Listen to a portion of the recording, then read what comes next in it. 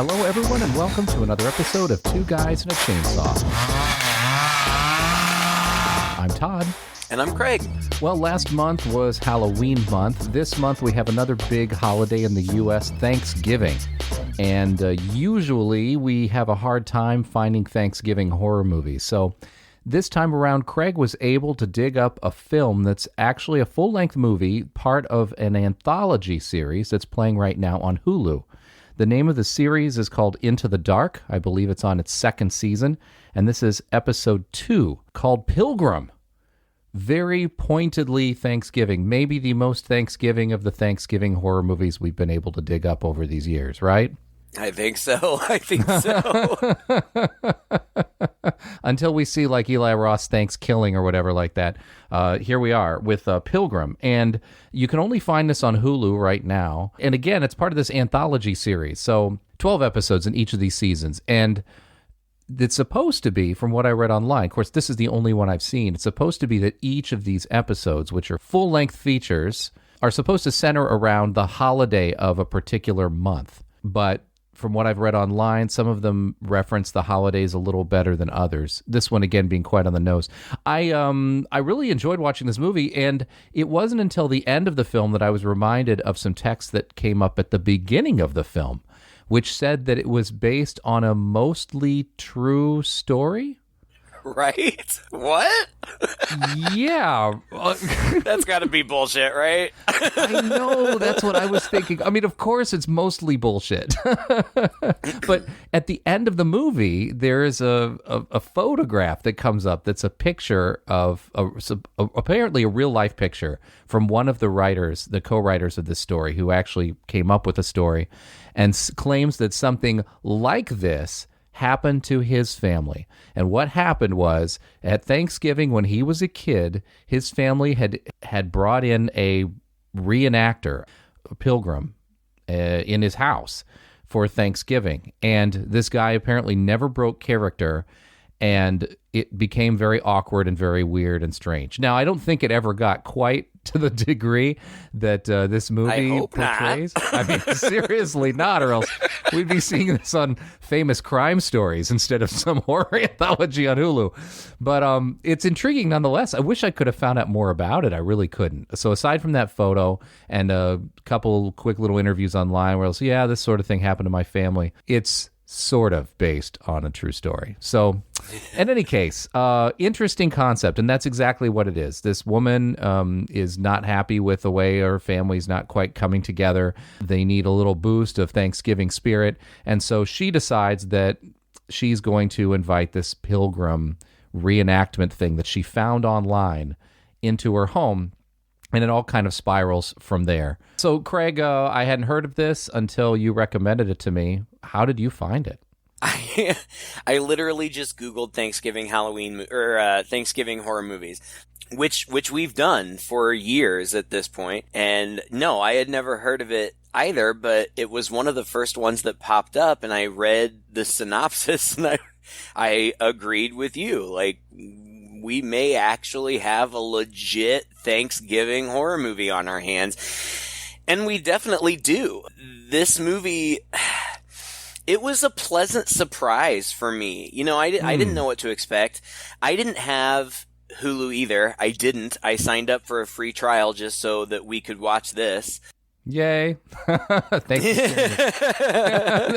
Thanks for sharing your login with me, buddy. You're welcome. Now you've got, 14 days to go and watch all the other episodes in this long series. I kind of feel like that might have been a bit of an impetus for you to go ahead and pull the trigger on it. Yeah, it really was. It's something that I've been thinking about for a while, and when I was looking around on the platform, again, we don't get paid by any of these platforms, so take this information as you will. But, you know, when I signed up, they have you kind of look around and see the types of things you're interested in, and then they give you recommendations and whatnot. And there actually is a lot of content on Hulu, and you know, a fair amount of horror content on there. And it's only $6 a month. And at first I was thinking like, oh man, you know, I already subscribed to Netflix and Shudder and Like, do I Disney really need Plus. another stream? Disney. Don't yeah, lie. It's true. Well, my mom pays for that one. It's true confessions time here on Two Guys and a Chainsaw.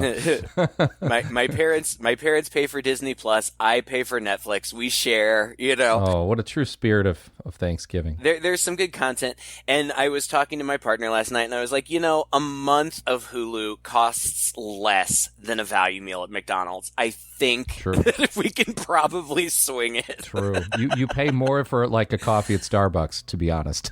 Exactly.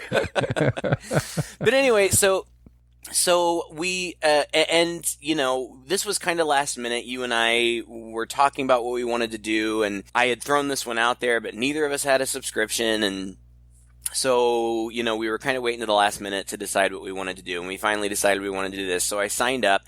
And I signed up late yesterday afternoon, and I would have had time to watch it on my own, but my partner was like, you know what? We don't really have anything to watch later. I'll watch it with you. It's cool. And so we watched it together, and as our listeners, if they are regular listeners, know, my partner's just not super into horror. Like, he doesn't hate it. He's just not super into it. And he just indulges me from time to time. And we watched it together, and he didn't hate it. Yeah, it's pretty good. And one of the things that he liked about it was one of the same things I liked about it. It is just so deeply entrenched in Thanksgiving. Like, it feels like a holiday movie. Yeah. And he does like holiday movies. Heartwarming holiday movies. Well, he does. Blood on the table. Like Krampus. Like, he really likes Krampus because it's a good one. Christmas movie, and he's big time into Christmas. So we can enjoy these things together. And he didn't love it. And I don't know that I would say that I loved it. I don't think it was an amazing movie. I don't even know that I would necessarily even ever have to watch it again.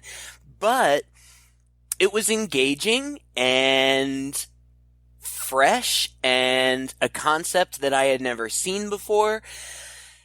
And ultimately, you know, we both walked away from it feeling satisfied. Yeah, I don't know. You know, the performances were fine.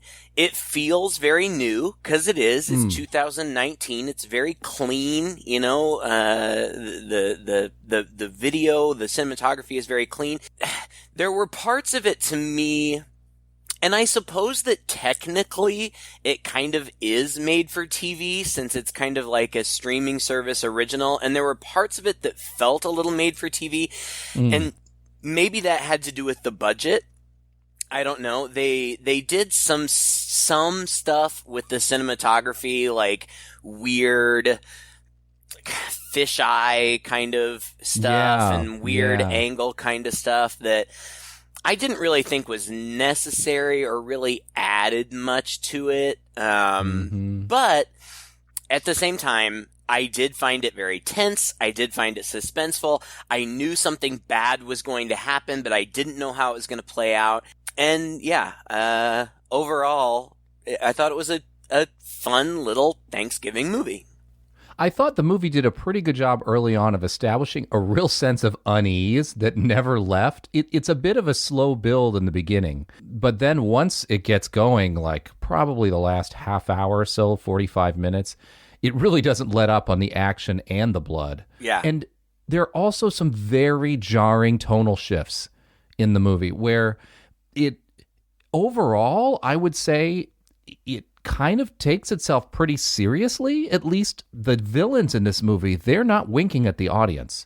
No. They're totally serious. And you're kind of waiting for that because it's a goofy idea. Yeah. However, then there are moments of the movie where just horrible things happen, and that's just that. Then there'll be a scene where somebody makes some goofy quip or something kind of silly happens. And yes, it's just so jarring that it creates a very uncomfortable feeling. Like you kind of leave the movie a little disturbed. At least I did, because I couldn't completely dismiss it as, okay, well, that was a goofy, silly Thanksgiving movie, because some really serious, horrible things happened to this family.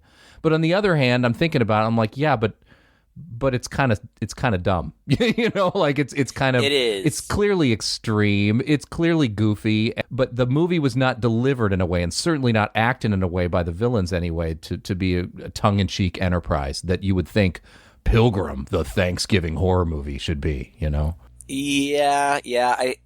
I totally smell what you're stepping in. Like, there are parts of it where I was like, oh, they're being really clever and funny, and I laughed in those moments, but the stakes are still high, even though there are some kind of quippy, funny moments.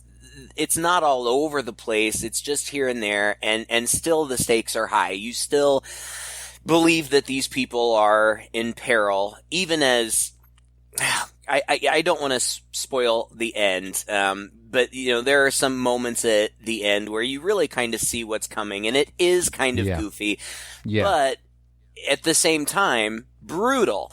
It's almost kind of like, and not comparable in quality, but like the Texas Chainsaw Massacre. Yes. It's a brutal movie, and the stakes are high, but there are humorous elements to it also.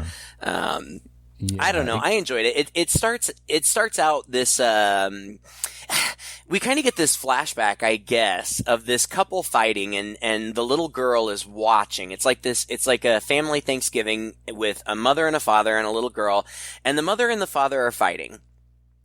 And as it turns out, I guess, I never really put all this together, but it seems like this mother and father who we see fighting are the mother and father of our main character, whose name is Cody, this beautiful, supposedly teenage girl. She looks like she's in her 20s, but she's gorgeous.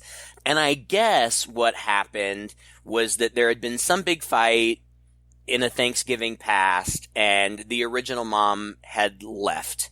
And we didn't, I kept expecting there to be a story about why she left, but I never, because they returned to this flashback a couple of times, but I never picked up.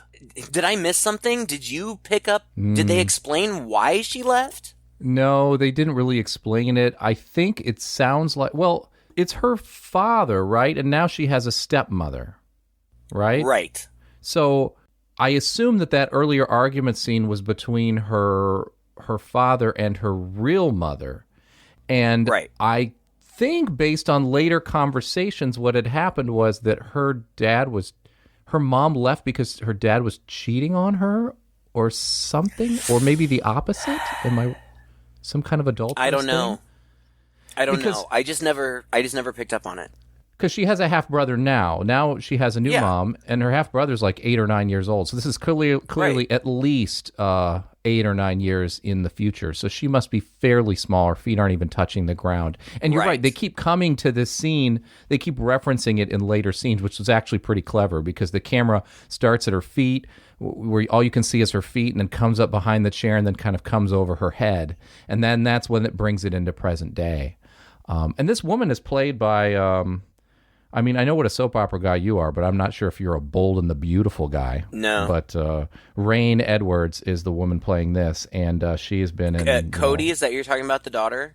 Yeah, the daughter, okay. Yeah. Yeah, I can see that. She looks like a soap opera actress. She's very beautiful. Yeah. I mean, she was in Bold and the Beautiful for several years, I guess, almost 270 episodes. She was in a reboot of MacGyver, Snowfall.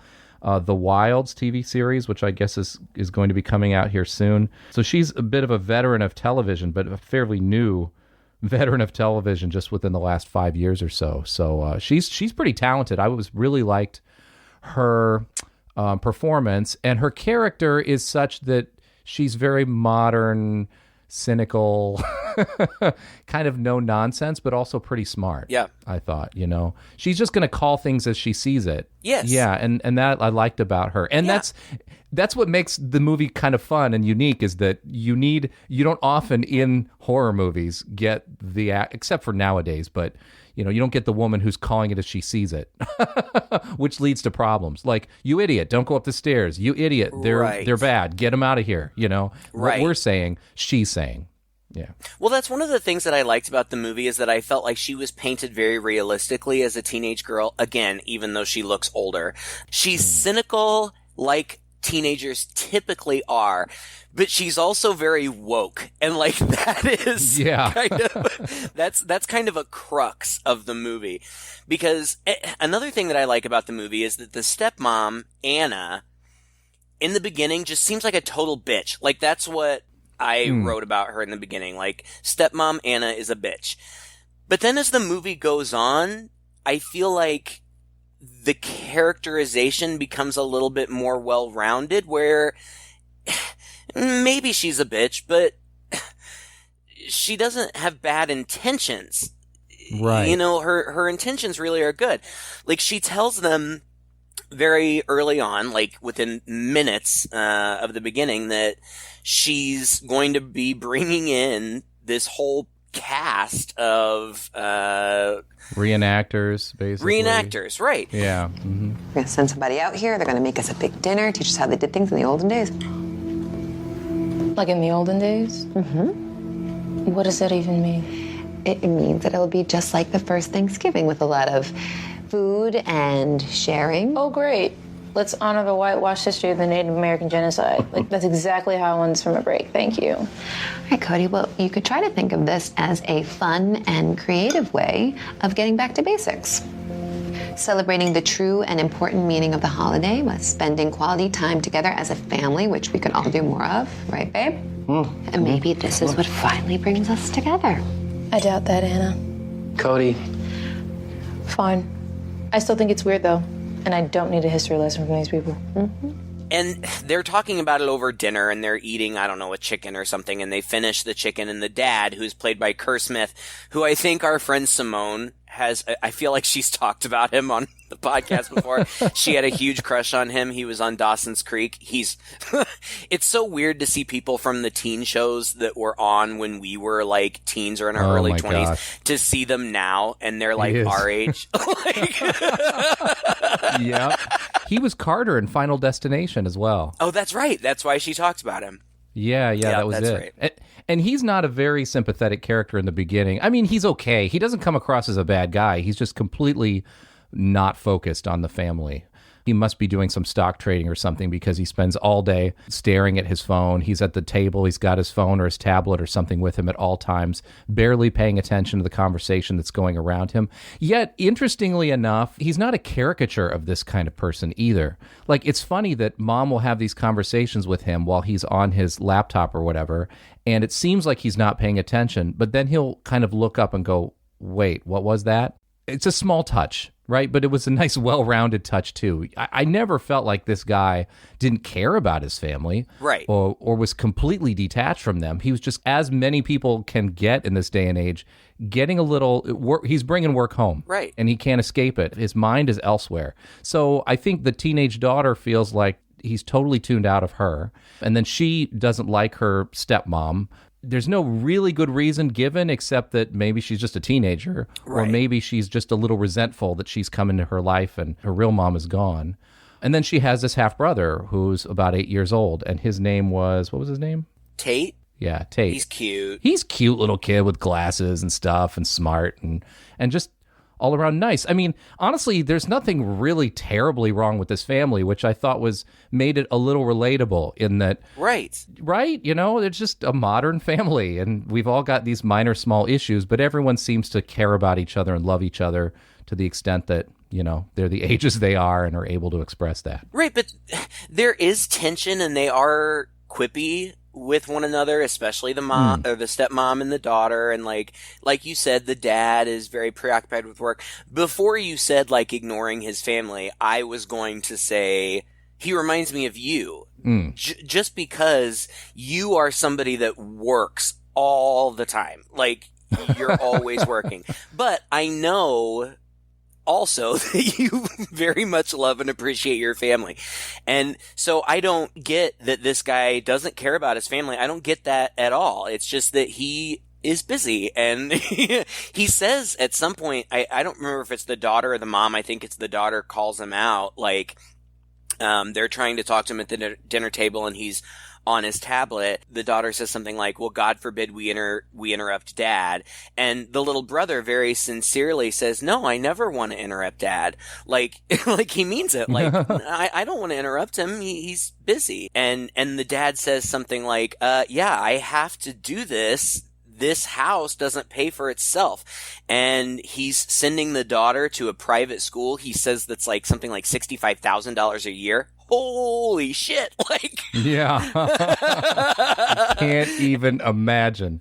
Yeah. And she's skipping class. Like, if I were paying $65,000 a year, I'd be pissed if my kid was skipping class too. Yeah. But you're right. It's not like they seem like some horrible family. They just seem like a very modern family. And like you said, the daughter and the stepmom, there's tension between them, but not really any different than there would be between stereotypically. Any teenage daughter. Yeah, any teenage daughter and their mother, or maybe specifically their stepmother, especially if the stepmother came into their life later. So, okay. What I was trying to get at was they're at dinner and they finish dinner and the dad says, well, somebody should break the wishbone. And Cody and Tate break the wishbone.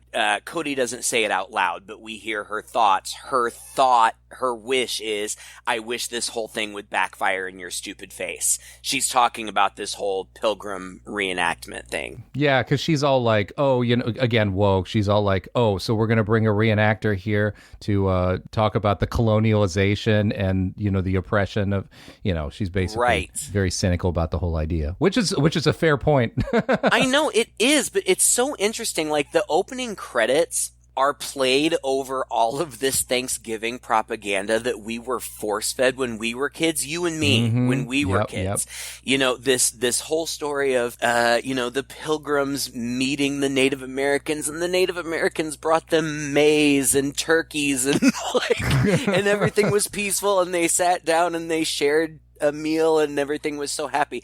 It's a crock. I mean, that's not what really happened at all, but that's exactly what I was taught, and we were brought up making handprint turkeys and wear, Indian feather headbands to put on. And some of us would pretend to be Native Americans and construction paper buckle hats, Yeah, we would make the construction paper like headbands with feathers coming out. It's so hilarious. That was a lot of fun, though. I have good memories of that, but it's American mythology. And people in Cody's generation are more aware of the true history of this, and the tides are turning on our whole perspective on Columbus and Thanksgiving and the way that we, as, white Europeans, came over and really stole everything from the Native Americans. And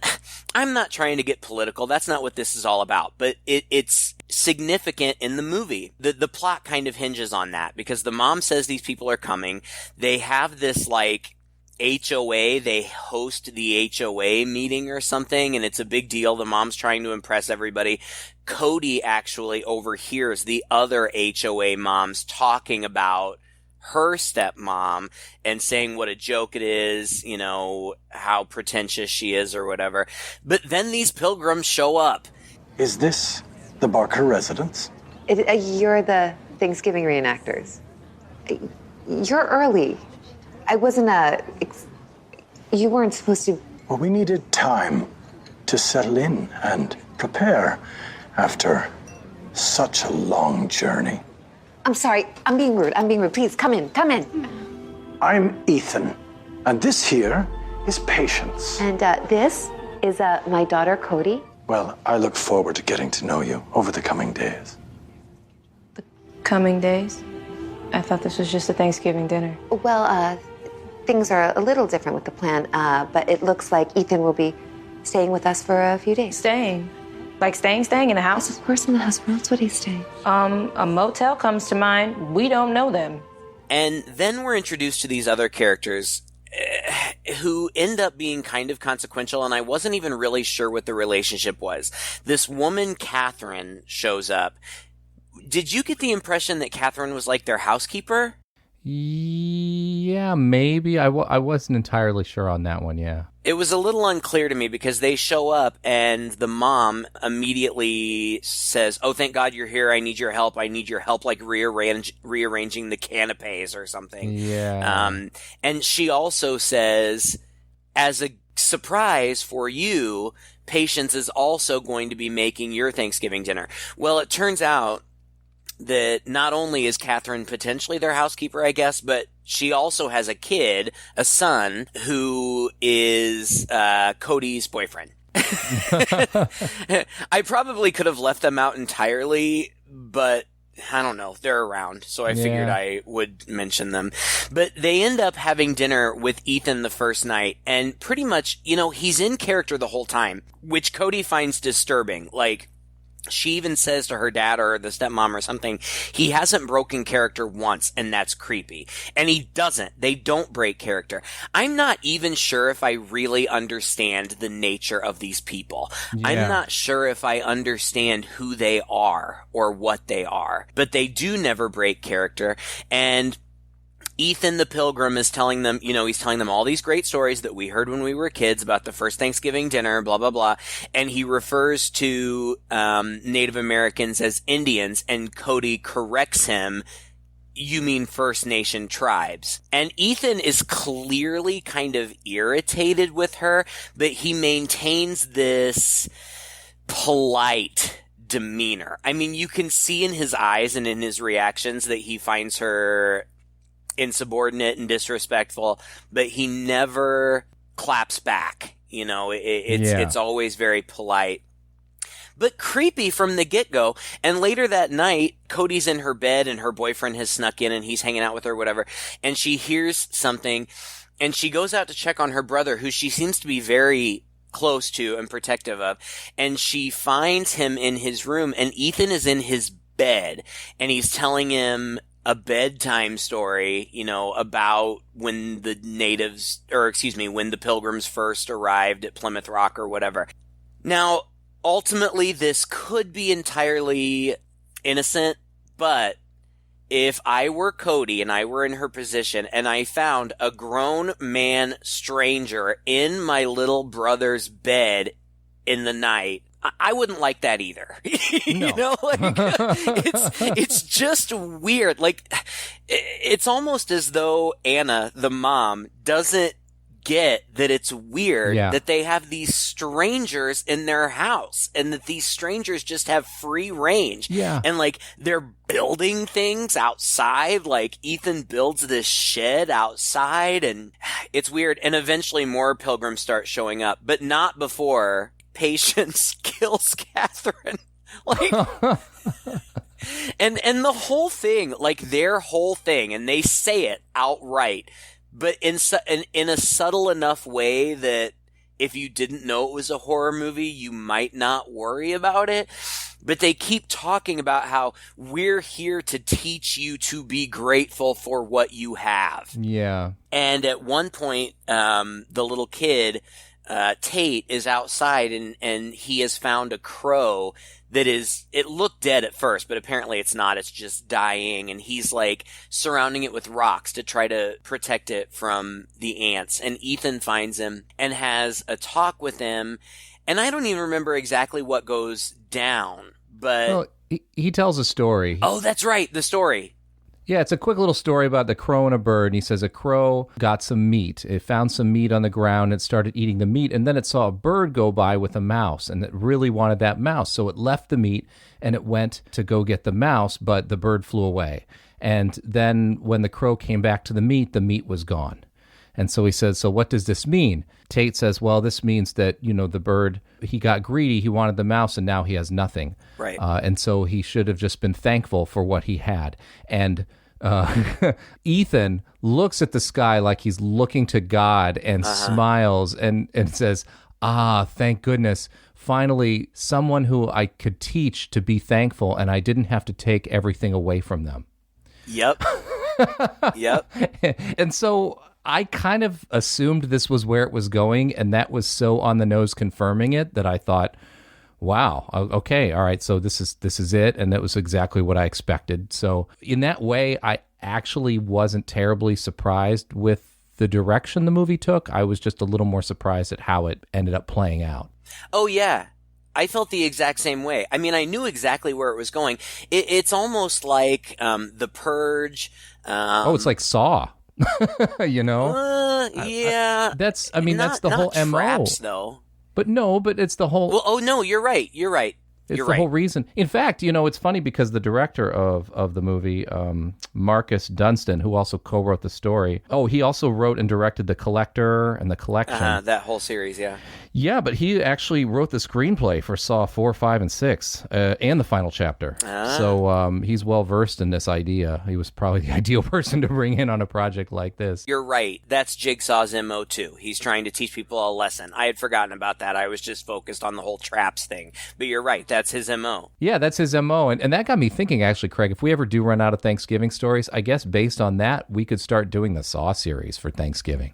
That's true. We could. We could have a whole 8 years worth of Saw movies to talk about for Thanksgiving. Just prior to this crow incident, we had seen Patience in Catherine's house, making her an herbal tea, which of course is very ominous. But Catherine is complaining about her life in a totally low-key way, all of us do. Not complaining about anything... I wouldn't say she's searching for pity. She's just kind of talking about how life is hard for her because she's a single mom and she really doesn't have much money, and her son's a teenager and it's getting harder to control him, and she can't even say too much to him because she would be a hypocrite because she was wild when she was a kid too. And so she's not complaining about anything that we don't all complain about all the time. But Patience clearly is pissed off about it. I mean, sometimes life, just sucks. But you have all of this. I mean, You have shelter and all the food you could eat. It is quite miraculous. Ethan teaches us to appreciate because he knows what it means to have nothing at all. well, I am a glass half empty type, so good luck with me. Ethan changed everything for me. And he will for you too. And I get it. I understand. They're not wrong. These pilgrims, it's wrong to murder, torture, and kill people, but they're not wrong in that we do all kind of complain about things and fail to recognize how much we have. It's true. We're all guilty of it. The next time we see Catherine, she's dead. And Patience is churning blood or something. And eventually Cody finds her boyfriend dead too. So that family is killed. And that's when we get back to the family, and we stay with them pretty much the whole time. The only thing that we didn't mention is at one point Tate has gone out berry picking with Ethan, and Tate and Ethan actually kind of have a positive relationship. They like each other and they enjoy spending time with one another. Yeah. And they go out and they pick these berries, and Tate goes to grab some to eat them, and Ethan grabs his hand and says, "No, not those. Those are Jerusalem cherries. They're highly poisonous." I don't remember why they collected them in the first place. I don't know if it was just supposed to be decoration or what. But, even in the moment, it's slapping you in the face. Obviously this is going to be important later. Mm-hmm. So I just wanted to bring that up. But then Patience comes back to their house and says Catherine went on a bender because she has had struggles with alcohol before, but she's been clean for a while. But Patience says she went on a bender and she took Finn with her and they're gone. Cody, of course, is very suspicious of this and goes to check on it. But then all these other pilgrims show up at the house, and that's when it becomes basically just a pilgrim home invasion movie. Yeah. And that's what it is for the rest of the time. Well, they've colonized their home. Yeah. And yeah, it seems like a weird, like you said, even by the end of the movie, we don't even truly know the nature of these people, but it comes across as this weird cult type thing, maybe, led by Ethan. Uh-huh. But yeah, there are more pilgrims in the house, and she goes into her dad's study, and her dad is in there talking with like a council of older pilgrims. They're all smoking pipes, and he's like, yeah, they're going to help me rebuild the garage. I'm going to move my office out there. I'm not going to bother you guys anymore. Which is kind of funny, actually. Ironically, that's like the last thing his father needs is to get even more distant from his family by moving his office out to the garage. And there are women in the kitchen cooking up meals, but everybody's very stern-faced and very few people are talking. In fact, almost nobody is talking. And Patience herself is just flat out creepy from the get-go. She is. Her eyes are just, oh God. She's played by Elise Levesque, and she's been in quite a few things. I mean, I didn't recognize her outright, but she's been in a lot of horror movies and a lot of TV and some stuff like that. Quite a resume behind her. But in this, and again, like we said at the very beginning of this, they are so dead serious. And she is so dead serious, and her eyes are just so piercing. She just looks like the sternest woman on the earth, and nothing makes her happy. And it's creepy.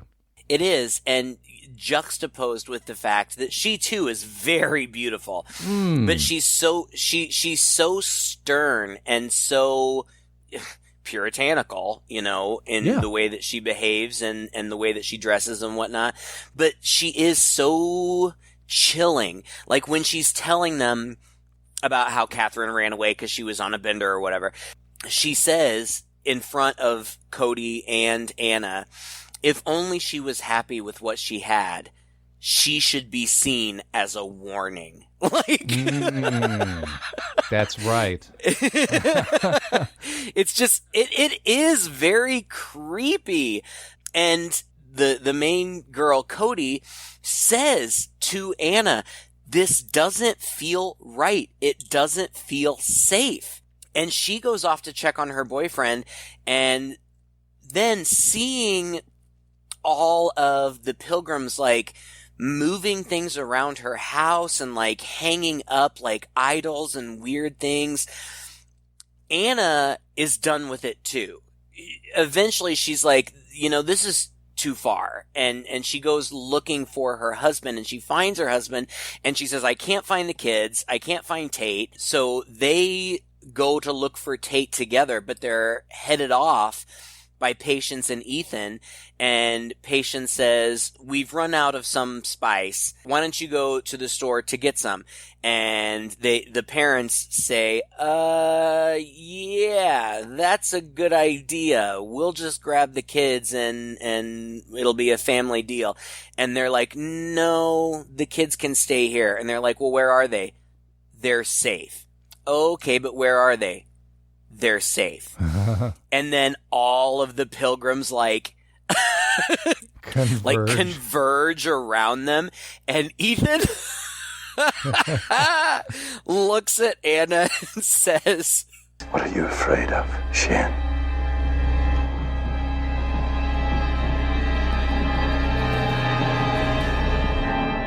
It's just Thanksgiving. And why they didn't put that line in the trailer, I will never know. Oh, God. It's one of two amazing lines in this movie. The other one we're going to get to soon, I think. So good. But then it's just kind of batshit crazy from then on. Yeah, from then it's nuts. I think the next thing that happens is they both wake up and they're tied up in stocks, right? Yeah. In the backyard. They've got them in these old-timey stocks in the backyard.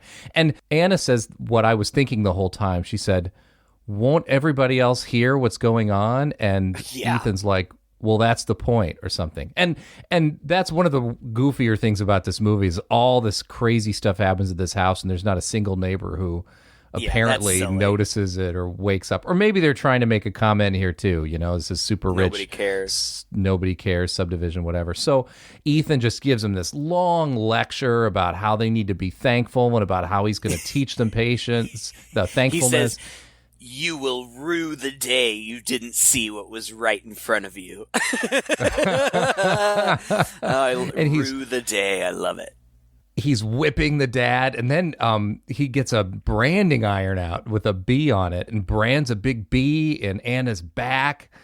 Oh, gosh. It's it's just intense. I will say that this is one of the moments where I thought that they went overboard with the stylization in the cinematography. Like, they tried to do weird things with, like, I don't even know, fisheye lens, like wide-angle lens, fisheye lens, turning the camera, like the weird close-ups of the pilgrims, like laughing and stuff. I mean, if it were a dream sequence, maybe, but here it just seemed a little over the top. Like, I don't need that. Like, the fact that they're whipping and branding these people is scary enough. I don't need the intense fisheye close-ups of them maniacally laughing. It was kind of silly. But whatever. It's not like it ruined it for me. It did call attention to itself, yes. And then the kids get back there, right? And I think Tate ends up running away and hiding, where Cody goes looking for Tate. She comes back. She comes through the house. She doesn't see her parents in the backyard, but she sees the house is full of pilgrims. And they have this knocking thing that they do, this game that they play, where she'll knock twice and he'll run and hide, and he'll knock once. And so as they knock back and forth, she tries to find him. And so she uses this to find him hiding in the closet. And then the pilgrims start to come up the stairs and find Cody. So she says, "You stay here in the closet. Just promise me you won't leave." And he's like, "Okay." And so we don't see Cody for a while because he's stuck in the closet. And Cody goes downstairs and finds her parents in the stocks and gets them out. Yes. Like, there's nobody around at first, but then this huge guy who has only identified himself as the builder attacks, and there's actually a really good fight scene. Yeah, with this massive dude. The mom, the dad, and Cody fight the builder, and they are like jumping on him like spider monkeys, and like, he's huge, so he just keeps throwing them off. But eventually they get him down on the ground, and the dad picks up a big rock and like smashes his head, but he's so big that it has very little effect on him. So you see them all like just real quick grab something that they can bludgeon him with, and they do. They just stand around and bludgeon him to death. And when it's all over, the dad says, Did we just murder? As a family?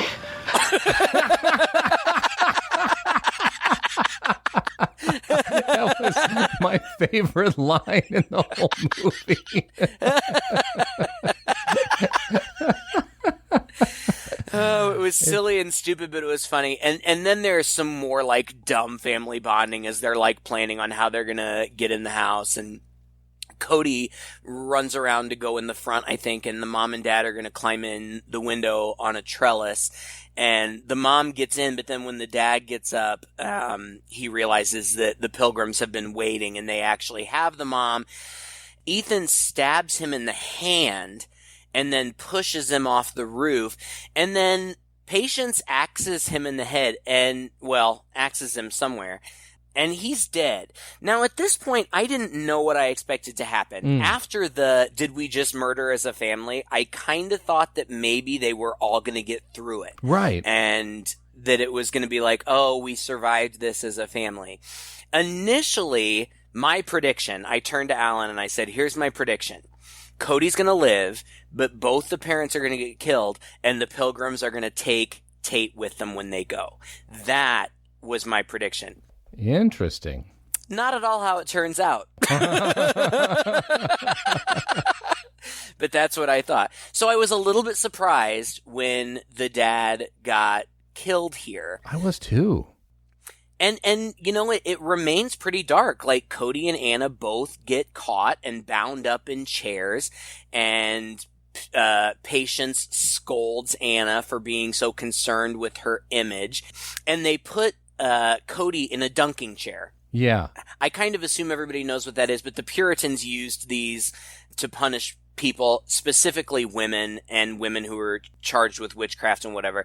And it's just a big seesaw, basically, and there's a chair on one end, and they would dunk women under water. Yeah. And often it would result in the woman's death. But they're doing this to Cody, and when they would bring her up, she keeps saying, "What do you want?" And Ethan saying, "Your gratitude." And he was giving me major Rutger Hauer vibes in this moment. Yeah. From The Hitcher? Yeah. And but eventually she keeps saying, I'm grateful, I'm grateful, I'm grateful. And they let her out. Well, I just need to I just need to break in here to say really quick that there's some amazing cinematography during this moment where That's true. The camera is on her and it follows her down into the water. And I mean, it doesn't, you wouldn't know unless you're into this or, you know anything about photography or whatever. It's very difficult to just go from out of the water into the water and out of the water again.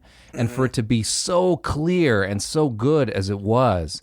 And actually, this was something one of the director was interviewed, and he said that was one of the scenes he was most proud of. And he was really proud of the fact that most of this movie, it was a lower budget film, obviously, and almost everything in it was practical. He said pretty much the only thing we did was erase some palm trees in the backyard digitally. But, he said especially that he had a pretty talented crew from Blumhouse that could manage to put this particular scene together and get this photography right was remarkable from a technical standpoint. Really, really pretty good. And I think it's kind of intense too, because at this point, because the dad's been axed, and by the way, the rest of the family doesn't know the dad's been axed. Nope. But because the dad's been axed, now you realize, well, it's not going to end up that way, and this could go anyway. So now the stakes are really high for us as we're watching. And I thought, it's possible they might kill off the person who seems to be the central character in this show. Yep. So it was a good scene. I thought so too. At this point, I was thinking that they might all die and that the pilgrims might just walk off into the sunset to do this again elsewhere. Yeah. I really wasn't sure. But after the whole dunking chair thing, they say, we've given you a gift. It's time to prepare the feast. And Tate is still around, like hiding and watching. And so they start this feast and... Gosh, I don't remember. How does Tate get back down there? I don't remember either. I remember that they've got the women preparing. They're asking Anna to shuck corn, and they're asking Cody to smash the berries. Right, which is important, right? Which is very important. She's smashing the berries, and there's kind of a close-up on those Jerusalem berries we saw earlier, so we knew something was brewing here. And then there must be a noise or something upstairs. I can't remember because at some point, Patience goes upstairs and goes looking for Tatum. Yeah, but at some point here, Cody somehow, I guess because her hands are free because they've got her working. Oh, yes. She grabs an ice pick and stabs Patience in the head. Oh, yeah. Threw her hand into her head. Yeah. And Anna, throws flour on the fire, which causes a distraction, and they both run, and Cody's looking for Tate, but they immediately capture Anna again. But then Patience just pulls the pick out of her head, and she's fine. And we're not saying, they tapped her on the head with it. It was stabbed a good 4 or 5 inches into her head, and she pulls it out, and she's fine for a while, and she never dies of that. What?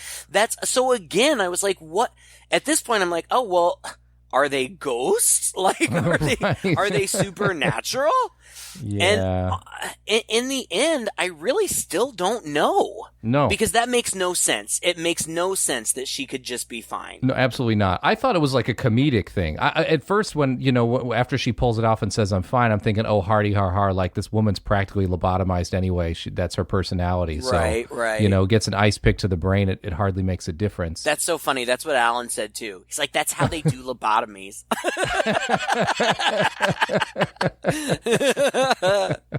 They end up getting them back. I mean, they capture everybody and they get everybody back and they get them back to the table. And then they serve up on a silver platter, the entree, and they pull off the bell jar, on top of it. And it's their dad's head. For dinner. And it's goofy.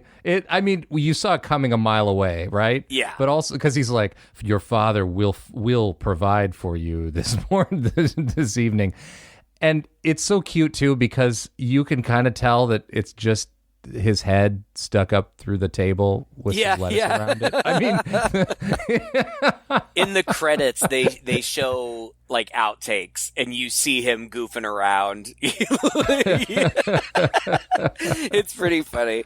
But it's supremely disturbing, you know. It is. Really is. Well, and they're force feeding them, like they're trying to stick meat in their mouths and stuff. It is silly cinematography and it's hilarious music. It's like elementary school celebratory Thanksgiving music. Oh yeah, it's playing like in the background. Kind of gospel-y, sort of like almost like a hymn, right? It comes in and out quite a few times, and I was a little surprised. You know, that dichotomy was interesting. I remember in Krampus getting some of that too, where you have your cheery Christmas hymns when really dark things are happening, and that's always a little disturbing.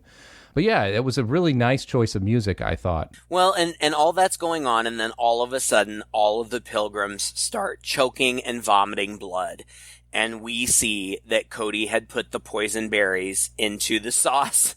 And she looks at Ethan and says, I hope you appreciate them. Which I thought was hilarious. It was great.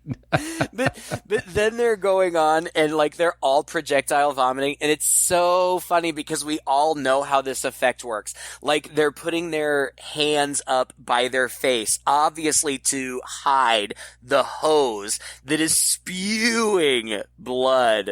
It's trauma level vomiting blood. It's here. Hilarious. It's like hilarious. Fire hoses coming out of their mouths, and it's really funny. But it's a ton of blood also. Yeah. And then Patience and Ethan are like trying to chase them around, but Tate unties Cody. Ethan jumps out the window for some reason. Patience and Anna have a fight, and she uses her dad's head as a weapon. It's so crazy. Beats her with her dad's head. Yeah, and then she ends up stabbing her in the throat. And Anna brands Ethan, which is satisfying. And then, I don't remember, I think it's Cody, but it could have been the mom. Somebody says, no, it is Cody. She says, why did you do this? And Ethan says, isn't this what you wished for? Yes. Happy Thanksgiving. And then he dies, and the camera shows that he has the wishbone in his hand. Right. So just like Krampus, it's like she summoned this. Yeah. Unwittingly, and I don't know. Maybe they learned a lesson. And then there are really funny credits with outtakes and really funny stills from outtakes. It's funny. And ultimately, when it was over, I just thought it was a fun ride. It was fun and interesting. It wasn't amazing. It's not going to win any awards, but it was entertaining. And, you know, we've looked, and to be fair, we have found a couple of Thanksgiving movies that we've enjoyed talking about. Not that they were good movies, but what was Blood Feast? Was that one of them? Blood Rage, still one of my favorite episodes, actually. I go back and listen to that a lot. I love that movie. That was a good one. There was another one where it was like a bunch of assholes were having like a Friendsgiving like on a ranch, and then there was a serial killer who injected meth into his eyes. Oh, do you remember that one? Yes, I do. With Body by Jake. Yeah. Those were both fun to talk about, but in terms of quality, this is higher. This is really a more solid movie. Yeah. And I think that it has a wider appeal as a higher quality film. Again, not a masterpiece by any stretch of the imagination, but fun and seasonal, and I enjoyed it. And, you know, it was just dark enough also to really mess with your emotions a bit and to be disturbing. It wasn't just, oh, haha, funny, pilgrims come in, kill people Thanksgiving, now you better be thankful. You know, it was dark and twisted enough that I just, you know, it kind of bothered me afterwards. And then I had to shake it off and go, come on, Todd, it's a stupid movie about Thanksgiving, about pilgrims coming in from beyond, apparently, or whatever. That little ambiguity at the end I really liked as well. That really tied it up quite nicely. It was like a nice little cherry on top, I thought. Well, and it's not a bad message. I mean, I think that it's a good message to remind us, you know, be grateful for what you have, really. That's right. I mean, or we'll come in and murder you and your whole family. Right. Yeah. I mean, it could be worse. Pilgrims could come murder your family. So be grateful for what you have. In the spirit of Thanksgiving. I am grateful for the things I have. I'm grateful to have a roof over my head and a job that provides for me, and somebody to share my life with who I love, and dogs who I love, and great friends like you who I can always turn to in times of need. And, even simple little things like this podcast that, it really does bring me joy to talk to you every week, and also to hear from other people around the world who listen to what we do and enjoy it. It blows my mind. And I am grateful for all of you listeners. Thanks for supporting us. I never in my wildest dreams thought that we would still be doing this years and years into it. Never thought we would. But here we are. As much as Todd and I just enjoy doing this for ourselves, and I can only speak for myself, I don't think we would still be doing it if it weren't for those of you who reach out to us and talk to us. It's cool. It is cool. Thank you. Craig, you took all the words out of my mouth. I feel like a anticlimactic ending to this thing is in order. No, we are, Greg, I'm thankful for you as well. Thankful for the opportunity to do this, and also thankful for all the great things I have, especially at this time when, we have a lot to examine. We have a lot of trouble and worry going on around the world. At least many of us still have things that we can hold on to that we're thankful for, despite the trials and tribulations we're going through now. So sometimes it takes a horror movie to remind you of that. Yep. Thank you so much for listening to this podcast. If you enjoyed it, please, in the spirit of the holidays, share it with a friend. Reach out to us, as Craig said, because we're so thankful for your comments. You can find us on Facebook. You can just Google us and you'll find our website, twoguys.red40net.com, where you can leave us a comment, leave us a request. And we've got Christmas coming up really soon, so we're getting ready to prepare a nice batch of Christmas horror movies for you, as we always do. So if you have some good ideas, some things that we haven't done yet, please send those along to us and we'll put them on the list. Until next time, I'm Todd. And I'm Craig. With Two Guys and a Chainsaw.